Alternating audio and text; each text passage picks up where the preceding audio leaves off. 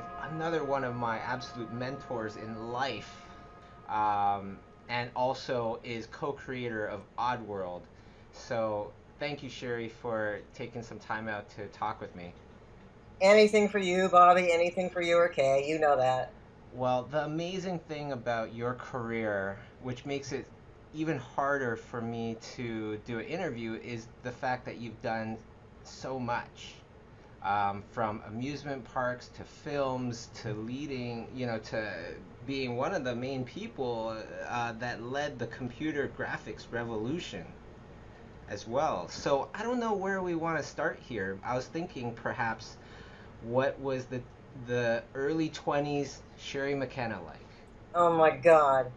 You have to realize that the early 20s Sherry McKenna didn't really know what she wanted to do. And so when I got this interview to go to Columbia Motion Pictures as an assistant editor, I had no qualifications because I studied at USC. I studied psychology and communications. But somehow I got the interview and I got the job. And what really started me on my career, because I'm really bad technically. I mean, I'm really not good with my hands and I can't follow instructions that well. So editing was not for me. But what I wanted to do in our department was like organize it so that people knew what was going on, and because there was no really good communication. And I realized that's probably where I would do better than doing anything technically, would be helping people with communication. So the long and short of it is we hired this director at Screen Gems at the time. We were doing television commercials, and his name was Bob Abel. And in my opinion, Bob Abel put traditional special effects on the map for television commercials. So that means that when you would look at a Revlon commercial, or we did the Levi's commercials, or these are really commercials that were done, again, way long ago. And it was Abel's creativity and his artistry. And what he cared about most was that we delivered something that was not only high quality, but that was unique. So I learned from Abel what it meant to do really good work and why it was important. And from Screen Gems, he was looking for a producer to run his shop. And so, since we had been working together doing the 7 Up Butterfly commercial and all these lovely commercials, I went over to his studio and ran his shop and absolutely loved it. Even though I didn't have an art background and I certainly didn't have an animation background, but what I wanted to do was, to me, it didn't really matter what it was that I was going to produce.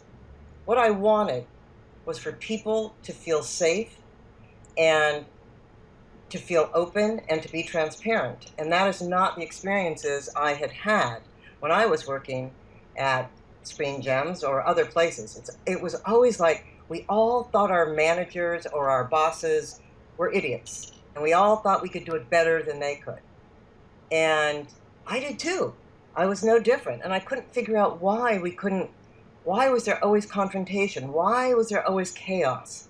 And so when I went to Abel's, I was intent on showing that it didn't have to be that way, but it did. And it was that way. And so we were always late. We were always over budget because we did the most beautiful work. And so what I finally decided to do was I just knew there was a better way to do it. And look, we won tons of Clios, and I've won tons of Clios for producing all this stuff, and I'm totally proud of it. But I knew there had to be a better way. I knew there had to be a way that we could deliver something that that even though nobody knew exactly what it is that they wanted, but we could figure it out, and then we could deliver it on time and on budget without the vendor getting screwed all the time. And that was CG, that was computer graphics. No, this was still traditional special effects. And this is models in miniatures. This is before CG got invented. Then, At the, Go ahead. oh, okay. I was gonna ask, what was that? Was there a pivotal moment where you're like, wow, computers, that's where it's going, that's where the future is gonna be? Totally. I had left to form my own company, Silver Cloud Productions. And the reason I had left was I wanted to prove to the advertising industry that special effects need not be a painful process. It could be done on time and on budget, and I could prove it. So I came up with this whole philosophy. Meanwhile, as I'm doing my, traditional models and miniatures, I get a call from John Whitney Jr., who, in my opinion, his father, John Whitney Sr., pretty much invented computer graphics, the real simple early computer graphics. If you look up in the books, you'll see his name. Anyway, his son, John Whitney Jr., had formed a company called Digital Productions with Gary Demos, and they had the Cray computer, which was the largest computer at the time. It could do a billion computations per second, which sounds ridiculous now, but in the day, that was huge. So John called me over to his company to see this computer that made pictures. Mm-hmm. And I went over, and Bobby, it was so embarrassing, because here's this, to me, a computer I didn't know what that was. I mean, it looked like this is in the early 80s, so it looked like a television. And so he said, look at that film box in there. And he's moving the film box around with a joystick. And I'm going, that was a pivotal moment. I went, wait, I don't get it. It's like the first time you see TV, I'm sure everybody went, how did you get those little people in there? And that's how I felt. How did you get that box in there? And he goes, well, it's called computer graphics. And I go, I don't get it. What do you mean computer graphics? And he goes, well, watch me blow it up. So he would, he blew up the Fujifilm box, and I went, okay, it's over. Models and miniatures are over. This is the future. Obviously, I was a little too early, but I went to his shop, and I ran his shop, and that's where we did The Last Starfighter. And that was one of the first. I'm very proud of the film. It was one of the first films. Tron, of course, had about 5 minutes of CG. We had about 25 minutes of computer graphics. And it was because of that, the pivotal moment is when I saw the Fujifilm box. The rest was all history. The hardest part was convincing anyone else, the studios, that computer graphics was not a passing fancy, that it was not the hula hoop. So then, using computer graphics in the movie The Last Starfighter, was it difficult to convince everybody that was the way to do it? Now, luckily, I came on later. So John Whitney had a friend there who wrote Starfighter, but who was also in charge of finding the people to do the project. And he had a very difficult time, but then he finally convinced them it would be done with computer graphics. Then when I came on, the show hadn't started yet, but I could see that I was just going to run their commercial division. That's all I wanted to do. But I could see that that they would get in trouble, because producing is very difficult, as we all know, because one person says one thing, one person says another. And so what I did was, they asked me if I would take over the movie. And since we were in pre-pro, I said yes. And so it wasn't difficult actually getting Universal and Lorimar to buy into it. What was difficult was when we had totally screwed it up, because we didn't, this is, again, before I came on, they had told them how much it was going to cost and how long it would take, based on what? I mean, no one had ever done this stuff before. Mm-hmm. So I came on when it was like, okay, this is taking way too long, Sherry, go make it better. And it was a fabulous experience. It was a very painful experience. But I think it's the one that made me understand that computer graphics was the future, no doubt about it. It will take people a long time to believe it. But someday, people are going to say the word computer graphics as if everybody knows what it means. And now people just use CG. Exactly. I mean, I can't tell you how that delights me, because I used to have to go CG. See, it's called computer graphics. Or, here's a cute story. Digital, the company that I work for, Digital Productions, we would get so many comments going, the advertising agencies would go, it's really a bad name. Nobody likes computers. Nobody wants to work with something on a computer. And you really should change your name. And for a while there, I thought, maybe they're right, because the studios hated it. They just said, digital? What's digital? That's stupid. That'll never go anywhere. Can I tell you one quick, really quick story? Yeah. I'm a huge Star Trek fan, huge, gigantic. And so they were going to do the second Star Trek picture. And I wanted to do it in digital because it would be, in CG, it'd be so much easier. So I called the people over that were in charge of doing the movie, Paramount, and I said, look, this is what we'll do. We will take the ship and we will make the ship exactly as, give me a picture. So they gave me a picture. I go, I'm going to make that ship exactly the same because I wanted to do it so badly, right? So we did the whole ship. We have them come over. They look at it. We move the ship, not me. We move the ship around. We move it up. We move it down. We change the color. We blow it up. And the guy says to me, well, how do I touch it? And I said, excuse me? And he goes, well, like, where is it? And I go, well, it's in the computer. And he goes, but I want to touch it. And I go, but you can't touch it. It's like looking through a camera. You're looking through a camera and pretend that it's a camera lens. He goes, what? And I go, it's computer graphics. I go, look, isn't this the Enterprise exactly like the picture that you gave me? He goes, it's exactly like it. And I go, well, can you see that I can turn it? He goes, yep, but I can't touch it. We didn't get the job. So those are the kind of stories that being at the front line, they're not fun at all. Well, it's definitely with any kind of, and this was very much like a revolution. Yeah. Leading any kind of revolution just sounds tiring and painful. It was. Had I known that it was going to be all this, I wouldn't have done it, because I remember when, I don't know if you know what an optical is, but in the old days, when you put two pieces of film together, you would use an optical printer. So Digital Productions came up with actually it was right before that, the Foonly, which was the first film printer, which meant that you could put in film and get film out. And we were the only ones that had that in the world. And so we won an Academy Award and everything for that. And then we took it on the road, with all these VCs to tell everybody this is going to revolutionize everything. Nobody's ever going to use printers again. They went, we don't get it. Over and over and over. It was definitely frustrating. Now, through this promotional campaign, pretty much to introduce CG to the world, was that when, because the last person I interviewed was Lauren Lanning, and he said that he saw you in an interview from HBO. Yeah, he basically, what I tried to do and what I wanted to do was to convince the public that computer graphics was not scary. We had already finished The Last Starfighter. So what I did was I appeared on all these different television shows trying to explain what computer graphics was about.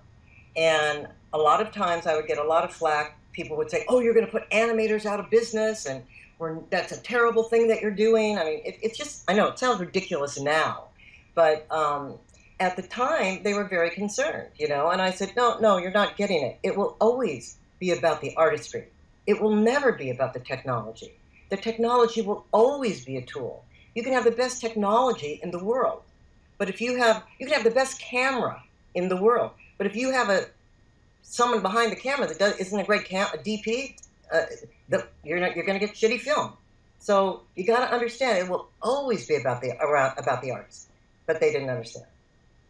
You met so many amazing, incredible people in your life. I was wondering if we could talk about like one of my favorite artists, Doug Chiang. Oh my God, I love him. How did you meet him, and when, how old was he and stuff like that when you met him? God, I'm not going to remember most of this. We were at Digital Productions, and I think, God, I'm probably going to get this wrong, but he interviewed, I think he was going to UCLA at the time. I don't think it was an art school. I'm not sure. But he came into digital, and he showed me his portfolio, and I freaked out. And I went, this guy is so talented. He is so excellent. He would be a wonderful art director and then director. But he was so shy, and he didn't want to talk, and he had real problems communicating, and I think he wanted to go back to school, And Doug, if you're watching this, if I get it wrong, I'm so sorry. But I said to him, no, Doug, don't go to school. Don't go back. You are so brilliant right now. Your talent is so exceptional that I'll help you, be able to talk to the client because you're going to have to get over your shyness and you're going to have to be able to talk. But he could draw, and more than that, his ideas were so great. So we hired him. I convinced him to come to digital, and I think the rest is history. He's now Doug Chang. Wow. And so you hired him right out of school, like before you even finished school. Yeah, I feel if I have that story right, if I remember right, I always kind of feel guilty about that because I know people should finish school, and but yeah, that's what I did. Well, yeah, Kay did the same thing. Left school before she finished. I think the most important thing is for sure completing your education, however you get your education, There right? you go. There you go. It's the So education. I'm Yeah. sure you did him a huge favor by increasing his education in experiencing just life. I hope he thinks so. I hope he thinks so. He's a sweetheart. Right on. And is there any other kind of like interesting stories that come to mind of people that you might have met earlier on that really you knew something about them is special and then they ended up becoming something cool? I think more than talk about, I would be very, I would feel very awkward picking out certain people, but I can tell you about a story um, that does not have to do with me picking out various people because some of them probably wouldn't want me to talk about it anyway, but I'll tell you a cute story uh, when you're working with the music industry. I did a music video with Mick Jagger, and and this was at digital, right? And what he wanted, and what he said he wanted, was he wanted the whole thing done digitally. There was going to be no live action, and I went, great, okay. So then we talked, and we figured out exactly, what he wanted, and how he would get exactly what he wanted, and we showed him the storyboards and all this and all that. And now we're making it all, and we're doing the rock video. See, this is going to be his first single. He's going to come out with his own album, and the reason we really want to do it, they're going to promote it like crazy on MTV, which means that they'll be seeing our work. So of course we're doing it, for him, but really we're doing it for us, so we can show that we've done an entire music video with Mick Jagger. Pretty cool. Mm-hmm. And it's all CG. So, and then we're like 6 months into it, and his manager calls me up, and he goes, so Mick just loves the footage. And I said, yeah, good, that's good. And he wants to be in it. And I went, well, no, too late. I mean, how do I put him in it now? He goes, no, did you hear what I said, Sherry? Mick Jagger said he wants to be in his video. And I went, oh boy. Well, this is going to be a little tough. I said, okay, we'll figure out a way. And then Mick called me, and he said, I'm really glad that you agree with that. And he goes, but here's one of the problems. I'm on tour, so you're going to have to come to London. I went, no, see, that's not going to work. I can't go there. You have to come here. He goes, now he was very nice, by the way. He goes, well, but I'm, I have all these things I have to do. And I go, that's very interesting, except that we have to shoot you on a blue screen. And I don't know how it works in England. I only know my camera people, and I only know my equipment, and you're going to have to come here. And so after going back and forth, he understood. And that's one of the things I think that's most important with an artist and a manager or a producer. It's really being clear to them. I'm not just trying to be a bitch. The fact is, and explain clearly what it is you really are wanting and why it's not going to benefit him. So the end of the story is that he did come out, and I got to tell you, this guy, he had no entourage. He was in his trailer, and when we were practicing his song because one of it's like a kind of like a voiceover kind of thing. It was called Hard Woman, and I walked into his trailer, and he's reading this book on economics, and I went, wow. And it's like he graduated college and he taught economics, and I'm going, are you serious? When I talked to him like I'm talking to you, Mm-hmm. this guy was so smart. He wasn't Mick Jagger. He was just a really intelligent guy. Then, we put him on the stage and we gave him this fake guitar and we said, okay, this is what, because, it had to be blue screen, whatever. And he became Mick Jagger. I mean, it was fascinating. Actually, the same thing happened to me with Michael Jackson, where I was doing a music video with Michael Jackson, and the first time I talked to him, he talked like a normal person. And I almost freaked out. I went, Michael? And he talked like a normal person. But then when he gets on camera, he does that talk, that higher kind of talk. No, this kid was brilliant. I mean, smart, and obviously a brilliant dancer, but it was that same kind of, he became something on stage, and then in real life, he was like, okay, so this is really how I want it done. And I mean, didn't anyone ever say to him, what'd you just do with your voice? I mean, no one's ever said that. But anyway, those are the kind of fun experiences that I had. That's incredible. Yeah. I wonder if Mike Tyson has his voice like that on purpose. It's a good question. It's a good question. Yeah, that's really interesting. And after, in the career of films, how did you go from a successful career in films, and why did you, jump to games? I didn't. I went from film to motion-based ride films. So Oh, yes. that was a really important step, because if you start, don't forget, I started with models and miniatures, and then because I lucked out, I was at the forefront of computer graphics. Mm-hmm. Then, when motion-based ride films became the new thing, that became very difficult, because what that meant is you had to have a motion base, and you had to have the picture, and they had to be in sync. And so you had hydraulics that moved in X amount of axes, and the work that you had to do had to make sure that people didn't get nauseous, make sure they didn't get sick. I mean, it was very technical. And Universal called me and asked me if I would do the attraction for Back to the Future. Mm-hmm. And I just thought, wow, this is the next step. It's like I had done 3 stereoscopic films before, and they're very difficult. And again, they're not fun. 3D is very difficult to do, stereoscopic 3D, especially, and in CG. But I thought a motion base would be really the next step. So I went to Universal Studios, and I worked with Steven Spielberg on Back to the Future. And at the same time, I had to do another attraction with, I don't know if you remember Hanna-Barbera, the cartoons. Mm-hmm. So Bill Hanna and Joe Barbera, we had an agreement with, and I did a motion-based ride film for them. And what I found was this kind of interaction between the audience, me and the motion base, and the picture, it had to be totally in sync. And what you found were a lot of technical problems, like when you're doing, when you're setting up a gag, and that's what Bill and Joe did, they did gags, it's too fast. You can't stop the motion base, because then you take the person out of the experience. So the reason I'm telling you all this is because it was the forefront, in my humble opinion, of going to video games, because video games had to do that as well.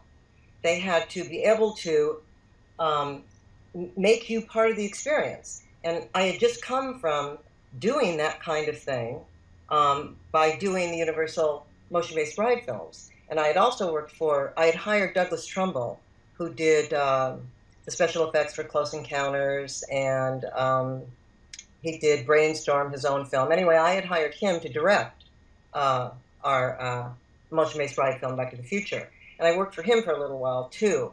He's another genius in the field.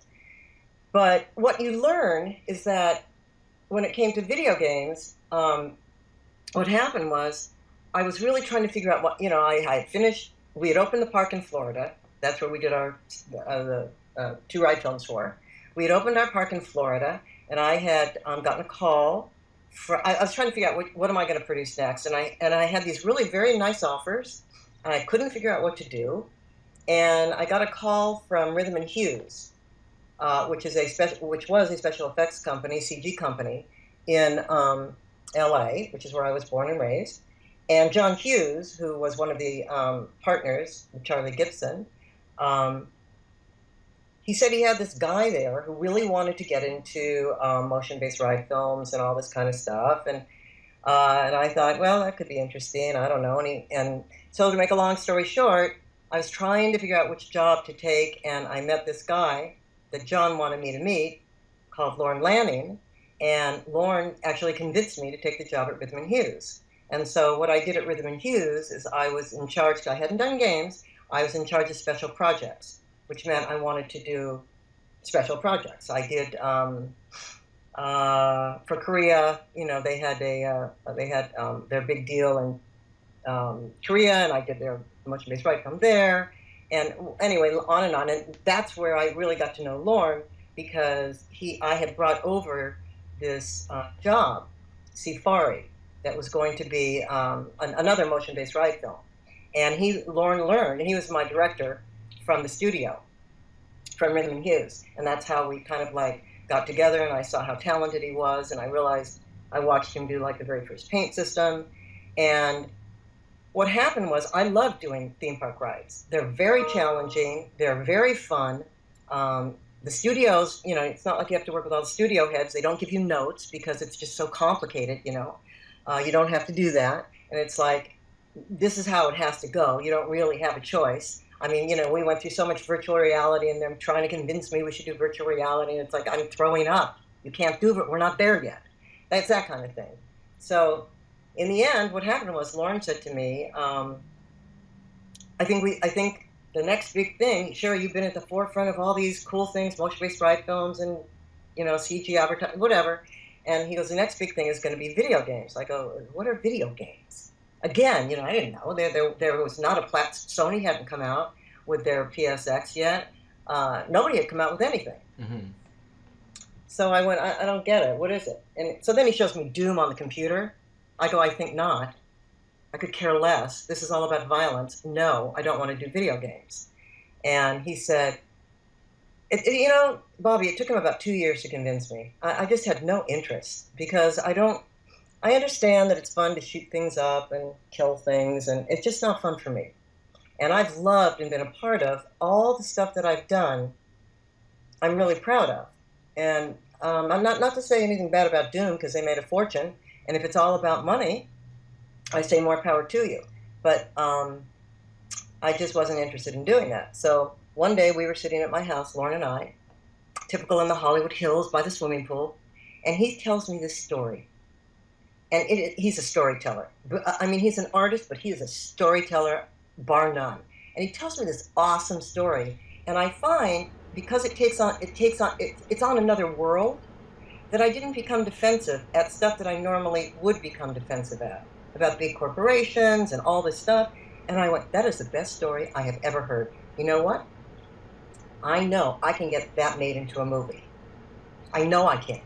And Lorne said, no, we're going to make video games. We're going to make a quintology. And I went, what? No, I don't want to do that. And he said, and that's when he started to convince me. And so finally, he was just like a pain in the neck. I said, Lorne, if you can get the money, I'll do it. Of course, I knew we couldn't get the money. And so therefore, I wouldn't have to do it. And then he got the money. And then he said, okay, we have to move to San Luis Obispo, because the VC who's giving us the money wants us there because he has another company there. And it was like, what? What are we doing? And so that's how I got into video games. The one thing I want to say is, had Lorne not told me that story, and had he not had the same beliefs that I did, which were, how do you say it? It's like a spoonful of medicine, a spoonful of sugar makes the medicine. Make it funny, but it has to say something. It has to tell you something. It has to, and you don't want to preach. You don't want to preach. So I fell in love with Abe.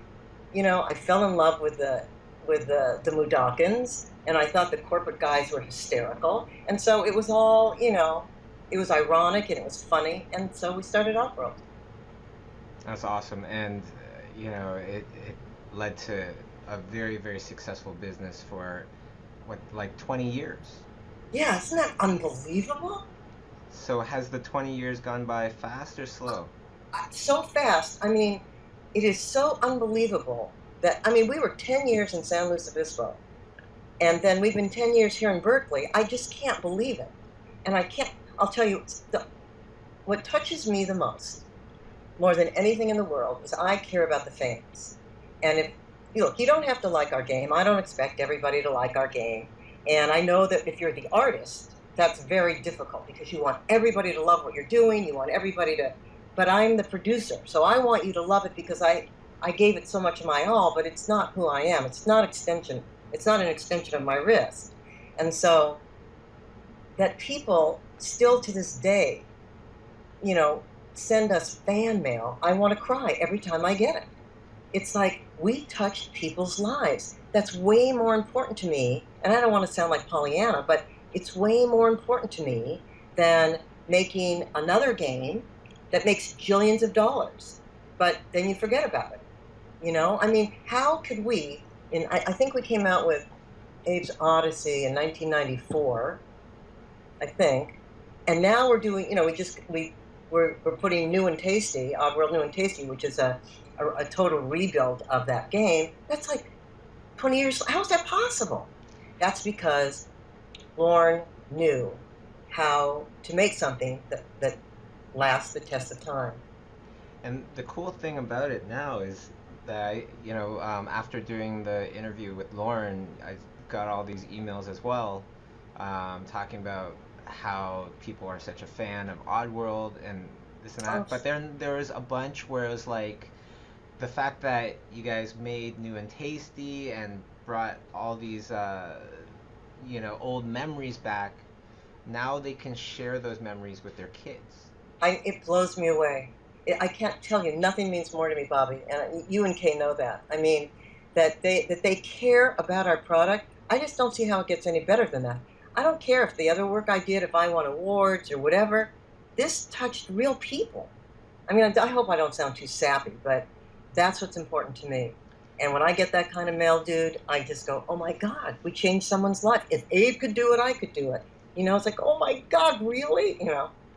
Well, I think that's definitely the most important part of your legacy is all these people, all their lives that you've touched, not necessarily the products that you've made, right? But like how did it affect all these people? And that meant the most to me because that's really, you know, when you go back to my two majors, psychology, you know, which is the skillful, you know, well, I don't know what you want to call it, but it's psychology, you know, it's understanding human behavior. And then if you don't understand human behavior, it's kind of hard to make things that touch people. But if you can't communicate it, which is why I took communications as well, you know, so even though I didn't go into my two majors, psychology or communications, it all comes back to the same thing because to me, truly, it's about relationships. That's all it is about. And it doesn't matter if it's relationships with your boss or your child or your partner. We're all connected. It's all the stuff that we all think is woo woo, but it's all true. And if we can't make something that touches someone, yeah, why bother? Well, I guess there's the money. There's all that other stuff. Now, you've crossed so many paths with so many of the best in so many different industries. Do you ever get intimidated? You know, this is really funny. My father was an attorney, and he brought me up to believe that everybody was equal. Everybody. And it didn't matter. He said, Sherry, you will treat my judge friends the same as you would treat our gardener. And so I really believed that because he taught that as a little girl. He goes, the difference is everybody deserves the same amount of respect, but that's because of who they are, not what they did. And so you can respect people for what they did. That would be absolutely fine as long as you respect them for who they are first. So I don't want to sound arrogant, but no, I've never really been intimidated because I look at them as someone who's just like everyone else, except that they had some kind of a talent and they were lucky enough to exploit it in the right way. And no, I mean, I have met a lot of famous people, I agree, and a lot of important people. But I just look at them as someone to be respected. And no, they can't. I think maybe that's why I love producing, because you're not going to intimidate me. And if you say something that's not true, I will call you on it, because you're not going to intimidate me into thinking, oh, I got to be careful. Well, the other, really great thing that I've adopted from, knowing you is to have strong principles. I really feel like that's helped to guide, well, I know it's helped to guide a lot of the decisions I have to make, but I feel like they've also guided you in the decisions that you made. Now, what do you think are, like, if you could distill some good principles for the people that are listening, what would those be? I know that, again, I hope I don't sound sappy, but the most important thing, and then I'll tell you what I think are the things you need for work, but what's the most important thing that all humans need is integrity. And I remember I said to my dad one night, I said, Dad, I'm not very religious and I don't believe in this and I don't believe in that. He goes, forget it. You don't do it. It's okay. All you need to know is one thing. If you can go to bed every night with your integrity intact, no matter if there's a religion or if there's not, or if there's this, or it won't matter because you will have led a life of integrity. That's the most important step, and you can never cross the line. So I said, okay. Then, as I was working, I realized you have to have values because if you don't have values, what you have, unless you don't want that, see, I don't, also, he was very big on not being judgmental. And so, like, if you don't want to have values, which sounds silly, but that's okay. If you want to do it for the money, just own up and say, I'm doing this for the money. But if you want to do it for the artistic reason, then there's certain things you have to do. You have to work really, really hard. But most important, you have to be passionate about what you're doing. The number one thing is passion. And it doesn't matter. My first job was pouring coffee, and because I was a receptionist. And it was like, okay, I need to be passionate about this. It's not a low job. I'm going to be the best coffee maker on the planet. And I like to think that maybe I was. And so you have to have passion and you have to work hard. And then you have to be intrinsically motivated. I don't understand, it's very hard to work with people, for me, that are extrinsically motivated, that I have to say, well, you'll get a raise or you'll get this. It's like, if you don't see why you should redo this 20 times, I can't be telling you that. You have to intrinsically want to do it that way. And if you know that, then you will meet your passion. So you have to be, most of all, truthful. And you have to be truthful to yourself, which is really hard for most of us, myself included. And you have to be truthful to your client. And if you become transparent and just tell the truth and say, you know what, we agreed on this, and I can't keep up my part of the agreement because it's going to take me 3 extra days, and I want to tell you right now. Just be truthful about it. And if you can make it safe for the client and for the people that work on the job, and everybody knows no one's going to yell at them. My father did not allow yelling. You raise your voice, he walks out. And so we all deserve respect. And so I do believe that values are really important because without them, I don't see why we bother. And then in business, you're saying you had some other. Well, no, I think you have to be passionate, first of all. You have to be hardworking. You have to be intrinsically motivated, and you have to be truthful. And you know what? You have to do that in life. And you do that in life. And I know you're a very humble person, but a lot of times I hear you say, "Well, I don't understand technology. I don't understand this. I don't understand that." But you are so good at other things, or else you never would have made it that far. What do you feel like were your strengths that really helped contribute to your success? It's real obvious. I'm not kidding you. If you take, and I've said this many times, if you take a continuum, I'm good, really good, at only 10%. The 90% of stuff I am not that good at. I have these learning disabilities and they really screw me up. But what I get are relationships. I get people. I get that everybody wants to be recognized. I get that everybody wants to be loved. I get that people want to be good. I understand this on a level that I don't understand. But I know that if I confront someone and tell them the truth, and they see that I'm being honest and open, that they will respond to that. So the reason that I got to be where I got to be was because of one thing. This is what a producer does. They deliver, and that's what I did. All I did was deliver what I said I would deliver.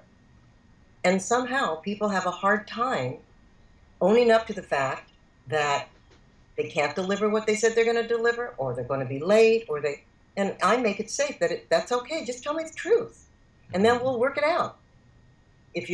But I need to know what the truth is. And so I think my success is due to the fact that I was open and honest with clients, and I wouldn't let them get away. The other thing is I documented everything. I mean, then there's a lot of stuff that I did. I documented everything because people will say, well, Sherry, I want you to make this pen red. Can you see it? Yeah. And I would go, okay. So then I come out and they go, look, that's orange. And I go, no, that's red. And so what happens is it's communication. It's what they said, but it's not what they meant. Mm-hmm. So you have to figure out, what do they mean? And you have to tell them, look, I'm not a mind reader. I don't know what it is that you're really meaning. So let's talk about it, and let me give you some sketches first. And so you have to come to an agreement. And if we could all just come to agreements and write them down and not think, I mean, I remember I did this one movie, 2010, with Peter Hines. And this was the sequel to 2001. And he just hated that I would walk around with a clipboard because I would write everything down. And he would say, what, are you trying to catch me? And I would say, what, you don't want to own up to what you said?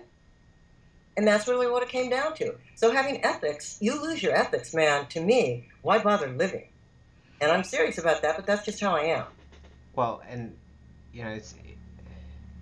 it's interesting trying to picture this, because I can't help but to picture that you are in this very male-dominated industry, and being a woman, especially back then, you must have gone through a lot of difficulties with that you feel like if you were a man, you would have gone through. Especially being such a stickler to what people say and things like that. It was hard. It was really hard. But again, I'm a realist, and I realized, okay, they don't have women in those days. They don't have women in my positions. That's okay. I am not. This is going to sound bad. I am not a oh gung ho, let's be a feminist. I'm a oh gung ho, let's be a human being. And I know that it's much harder for women, and I had a really hard time sometimes. And do you have the time for that quick story? I think I told you about I'm working at Universal, and the head guy calls us into his office, and there's all these men, of course, and then there's me, and I'm at the back where the food is, because I like to eat, and we're all going over the park, and who's doing what, and this and that, and then Dan says, Sherry, can you get me a cup of coffee? And the whole room goes silent, because it's obvious he's asking the only girl in the room to get him a cup of coffee. So I said, and everybody's wondering, what is Sherry, the big mouth, going to say? And so there's a silence, and Dan doesn't know what he's doing. He's an older gentleman. He doesn't get it. And I said, sure, would you like cream or sugar? And he said, black, please. And so I got him the coffee. And afterwards, people came up to me, the guys came up to me and said, why would you do that? I mean, he only did it because you're a girl. And I said, so Jack, what would you have said if he had asked you to get him a cup of coffee? No. And so you just got to get over it. I mean, you got to get over it. And that's what I did. I got over walking into a room with 10 guys and me. And that's how it would be in every boardroom or every big meeting. It is what it is. And I'm not going to it's just not going to get to me. I don't care. I remember I got a call, I don't remember from whom, saying, why don't you make more girl games? And it's like, why would I want to make more girl games? I like these kind of games. I guess a lot of women don't like science fiction. Well, I love science fiction. So I want to make the kind of work that I like. And I'm not going to play Barbie. I love Oddworld. But it is hard. And, look, it's hard for a lot of minorities. I mean, it's not just hard for women, which we're still not equal. But until we get everybody equal, that means everybody. I mean, we're so proud of gay marriage right now. Yeah, but what about gay rights on all levels? This is ridiculous. Everyone is the same. And until we can get over our prejudices, we're going to have some problems. And at least we should, have laws. Even if you can't litigate prejudice, you can at least get it on the books. Like now, at least we have gay marriage. But everybody should be treated equally. It's all silly. So because I realize that there's a lot of people that are in my place, maybe they're not, they're not my gender, but they're something else that they're discriminated against. So all you can do is the best you can do, and that's what you have to do. Beautiful. Um, that was a wonderful interview, and I thank you so much for taking the time out to talk with me. Yeah, is there any last minute advice that you'd like to give the viewers? Follow your passion. You will never, ever be sorry. Fantastic. So this is Bobby Chiu signing off with Sherry McKenna. Thank you so much, Sherry. Thank you, Bobby.